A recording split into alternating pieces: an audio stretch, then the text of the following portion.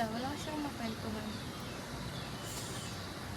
Nitong mga nakaraan, naging mahirap. Akala ko kasi parang mag-enroll ka lang kapag maghanap ka ng trabaho, ganun, meron na agad mag-iintay sa'yo. Alam ko naman na may opportunity talaga. Madami talaga opportunity na pwede kong applyan. Pero kasi, hindi ko alam kung bakit parang pakiramdam ko na nadi-disregard yung pinag-aralan ko dahil ang hinahanap ng mga employee or mga company ay may experience. Siyempre, fresh graduate kami. Tapos, siyempre confident naman ako. Ako kasi confident ako. Kasi meron naman akong experience kahit pa paano. Though hindi nga lang sa ganong kalaking hotel or company, ganun. Pero, confident ako na meron talaga akong alam. May natutunan talaga ako sa loob ng 4 years sa pag-aaral ko. Pero, hindi ko maintindihan bakit sa Pilipinas talagang ang preferred ay ng halos lahat ng company.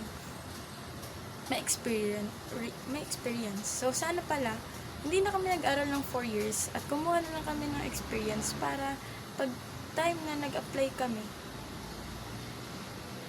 tatanggapin kami agad. Kasi parang, usually yung naririnig ko nitong mga nakaraan na nag-a-apply ako, hindi daw enough yung experience ko or anong maaambag mo since yung mga kasabayan mo dito, na experience. Parang, bro, kaya nga kami mag-a-apply para magkaroon ng experience eh. Parang, ano ba naman ito mga company na ito? Hindi, parang naano lang ako na, alam mo yun, grabe na talaga dito sa Pilipinas. Parang nadi-disregard talaga kung ano yung mga pinag-aralan mo. And hindi ko alam, parang nito lang nag-i-strike sa akin na hindi pala ganun talaga kadaling humanap ng trabaho. Kasi parang yun nga, dahil nakagraduate naman ako, naging confident.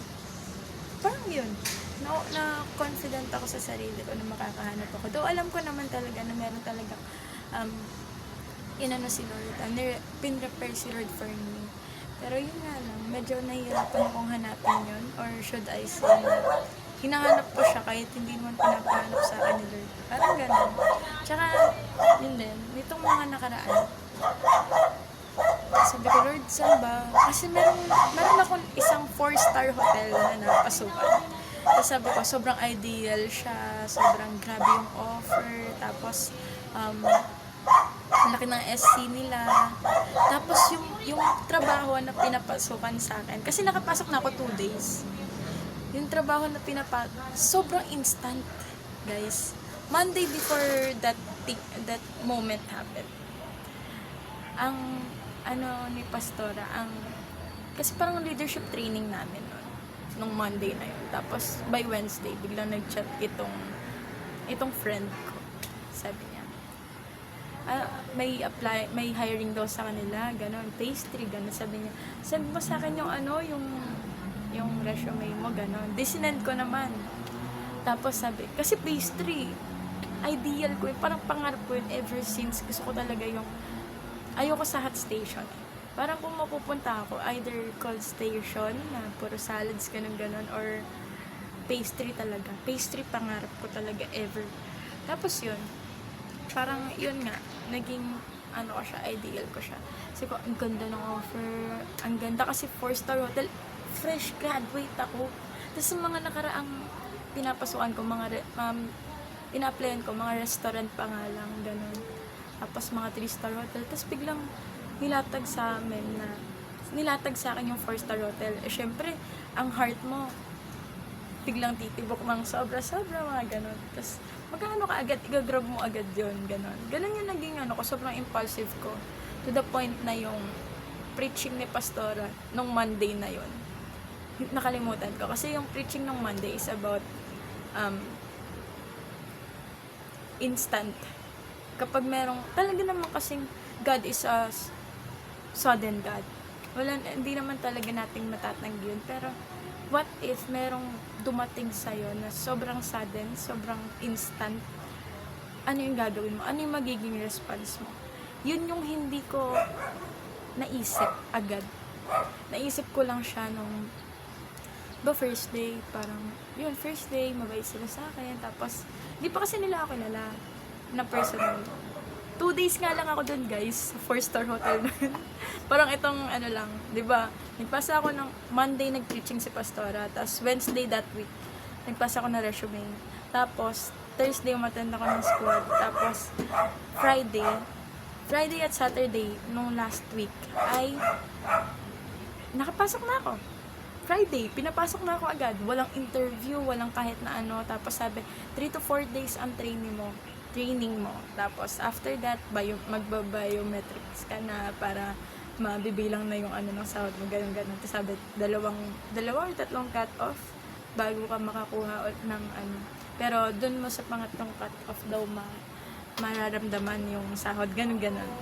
Pinapaliwanag naman sa akin. First day, tinatanong na ako ng mga katrabaho ko. Sabi doon yung mga sabi nila chef sa akin, saan ka parang inaano nila na may experience na ako kasi ang nakapasok ako 4-star hotel yun.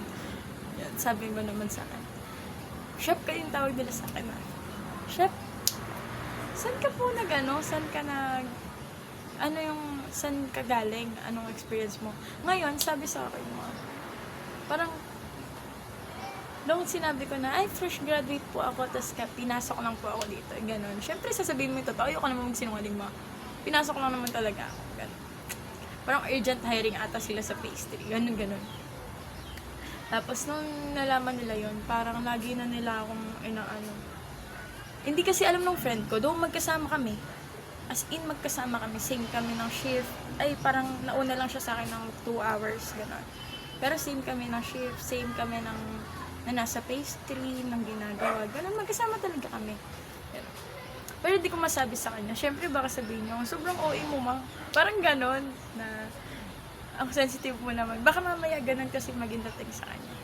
Pero yun, parang nung ganun, nung nalaman nila na fresh graduate ako, parang nag-iba yung pakikitungo nila. Lagi na akong may naririnig na buti pa yung pinalitan ko nga daw, yung natanggal. Buti pa daw yun. Parang hindi mabagal, ganun. Syempre first day ko pa lang yun, gusto mo mabilis agad. Malay ko ba sa mga gagawin? Ayoko naman mga ilam kasi baka mamaya mamali. Tapos yung nagtuturo sa akin, siya yung mapahamak dahil sa ginawa. Ganun. Tapos yun, parang second day ko, first day ko, pag-uwi ko, sabi ko, Lord, ito pa talaga yung para sa akin. Kasi parang,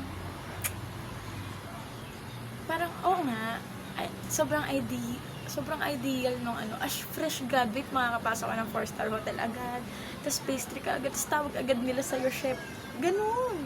Sobrang bilis talaga. Tapos yun, parang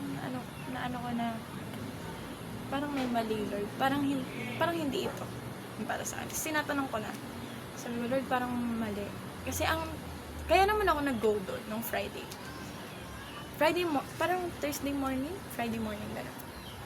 Ang word sa akin ng Lord ay, He is sending you. God is sending you. So parang, okay Lord, dalawa yung nag-offer sa akin. Yung isa, si 4-star hotel. Yung isa naman, yung small business lang. Ganon. Syempre, as fresh graduate, sabi ng mama ko, hindi ko parang inaano niya na, syempre, graduate nga yung anak niya, ganon. So, gusto niya, kahit pa paano, yung may ibang level naman, ganon. Sabi, so dito ako sa 4-star hotel. So parang inaano ko tuloy na parang mali yung decision ko, nag-impulsive man ang babae. Ganon, kasi parang yun nga, yung na-experience ko yun, masaya siya, pero okay, sobrang okay yung trabaho, wala akong masasabi. Nakakapagod siya, syempre, trabaho yun sino bang trabaho hindi nakakapagod niya? Pero yun, nakakapagod siya, pero hindi ko siya nararamdaman kasi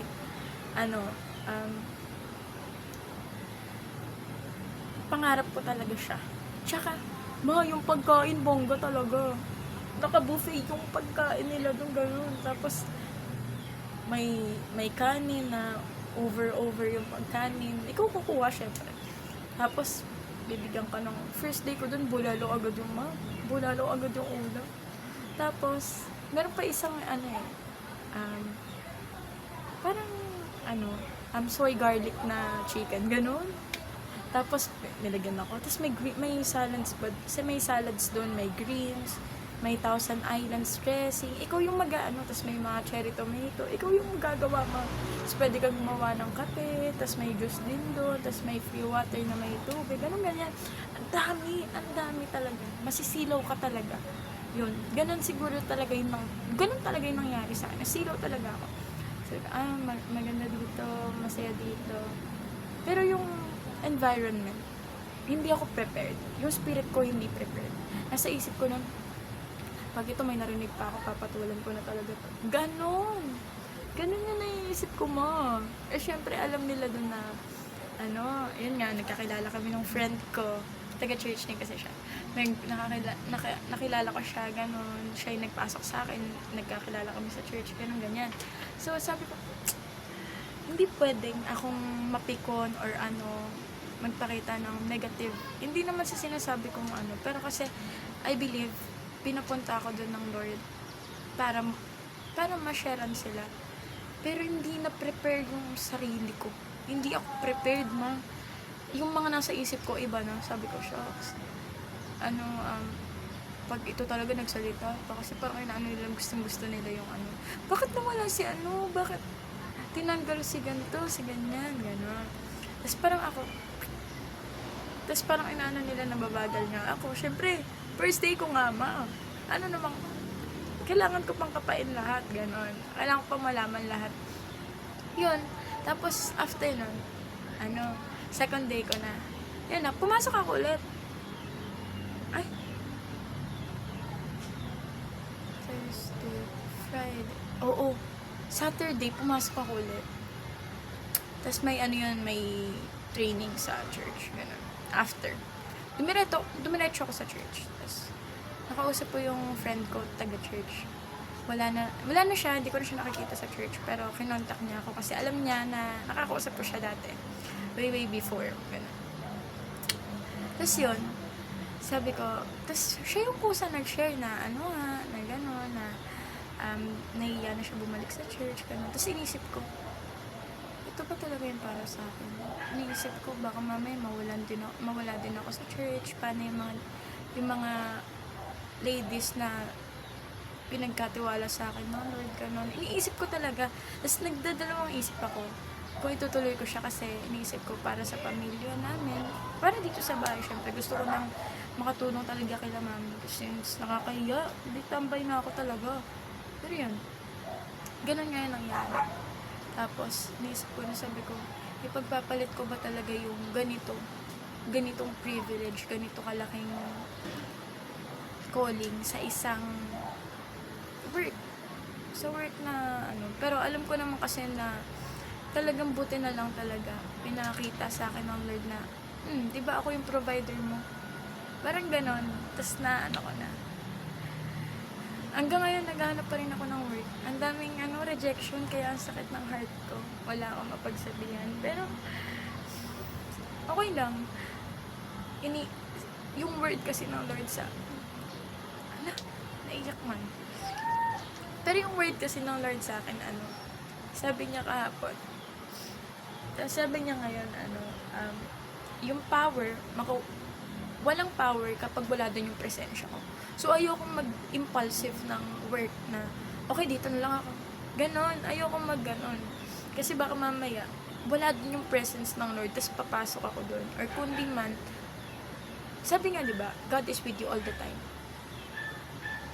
Baka mamaya, sa sobrang impulsive ko mag-isip, mag-decide, makalimutan ko si Lord. Ganon yung iniisip ko. So, kailangan ko maging careful talaga. Hindi ako pwedeng magpadala sa kung ano-ano mang offer. So, kailangan ko talaga tanungin si Lord. Pero sabi ni Lord din sa devotion ko kahapon, sabi niya, onting intay na lang. Parang doon ako na onting na lang. Kasi, guys, itong season na to sa church, sobrang active. Sobrang active naman talaga ng church all the time. Pero itong season kasi na to, may disciple na pinagkatiwala si Lord sa akin na magbabaptism this coming Saturday. Tapos, yun, naisip ko yung ministry, gusto ko pa rin mag-serve, gusto ko nang syempre sa food industry, sa hospitality industry, mahirap talaga ng Saturday, Sunday off. Pero naniniwala ako na si Lord talaga yung magbibigay nun sa akin. Na non-negotiable ang Saturday, Sunday. Yun. Tapos yun, naghihintay pa rin ako. Madami na akong in-email. Talagang gumagawa naman din talaga ako ng effort para hindi rin ako matainga dito sa bahay. Pero yun, iniintay ko yung sabi nga ni Lord, onting intay na lang. Onting intay, pero at the same time, mag-ano ka talaga, lalaan ka din talaga ng oras, ng effort mo. Hindi lang sa paghanap ng trabaho, pero yung habang nag-iintay ka, mag-work ka sa ministry. Habang nag-iintay ka, be faithful. Kapag dumating na, be faithful. Kapag dumating na, yung time na yon, yung araw na yon, mag-work ka pa rin sa ministry. Huwag ka mawala. Yun yung word sa akin ng Lord nung Saturday. Sabi ko, parang mapapagod ako. Tutuloy pa ba ako sa church? Ganun ako. Meron yung pinagkatiwala sa akin si Lord na nandun sa training. Sabi ko, ay hindi pwede. Binigyan na nga ako ni Lord ng pamasahe. Kasi binigyan talaga ako ng Lord ng pamasahe para makapag-move it ako papunta. Ganon. So, pero natutali utak ko nun kung mag-book na ba ako or uuwi na lang ako sa bahay kasi pagod ako. Ganon yun nasa isip ko. Di mo yung spirit ng ano, no? Yun. Kaya, yun talaga. Minulat ng Lord yung mata ko na hindi ka para dyan. Wait. May ready ako for you. Naghihintay pa rin ako up until today. Nagpasa ako ng mga resume, nagpasa ako ng mga application form, and I'm still hoping, still waiting for God's answer. I'm sure hindi naman niya ako hayaan na magtagal ako dito ng tambay lang ako na nahiyarin kasi ako sa parents ko. Parang gusto ko na silang tulungan. Para kasi nawawala yung parang inaasahan nila na kapag nakatapos ako, ganyan, na makakatulong ako agad para makapahinga na rin sila. Kasi matanda na yan, mga parents ko. Ako pa lang naman yung nakakatapos amin. Tapos yung iba, 5 kasi kami. Tapos pang-4 ako. Tapos yung 4 na yun, may pamilya na. So, ako na lang talaga. Gusto ko mananasan nila yung pahinga. Hindi lang yung pahinga ng madam-madam ha. Pero yung pahinga na alam ko makikita nila yung kay Lord. Si Lord magpaparanas nun sa kanila. Sabi nga dun sa verse ng church sa Genesis, sabi dun, God will bless you so that you can bless other people. And I'm sure si Lord din niya ako hayaan na dito lang tambay lang kasi hindi ko mabe-bless yung iba. Pero yan, naniniwala ako at nag-iintay ako ng kalma lang, hindi na nagmamadali, hindi na impulsive. Yun lang guys. Wala kasi akong mapagkwentuhan. Nasasaktan yung heart ko, pero at the same time, nagpapasalamat ako kay Lord kasi itong season of waiting na to, alam ko talaga na hindi to masasayang. Tsaka hindi to sayang, ma. Alam mo yung ilang taon ako nag-aral ng buong linggo. Tapos yung college, nagtatrabaho na ako. Ganon. Tapos, parang ngayon lang ako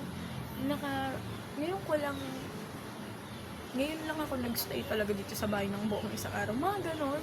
Yung pag sa isang linggo, meron kang 4 days, 5 days na nandito ka sa bahay, ganon. May tayo sipon ko mo. Ayun.